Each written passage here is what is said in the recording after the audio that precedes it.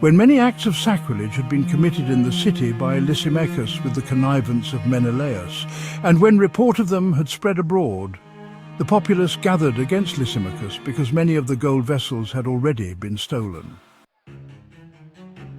And since the crowds were becoming aroused and filled with anger, Lysimachus armed about 3,000 men and launched an unjust attack under the leadership of a certain Oranus, a man advanced in years and no less advanced in folly. But when the Jews became aware of Lysimachus's attack, some picked up stones, some blocks of wood, and others took handfuls of the ashes that were lying about and threw them in wild confusion at Lysimachus and his men. As a result, they wounded many of them and killed some, and put them all to flight, and the temple robber himself they killed close by the treasury. Charges were brought against Menelaus about this incident. When the king came to Tyre, 3 men sent by the Senate presented the case before him. But Menelaus, already as good as beaten, promised a substantial bribe to Ptolemy, son of Dorymenes, to win over the king.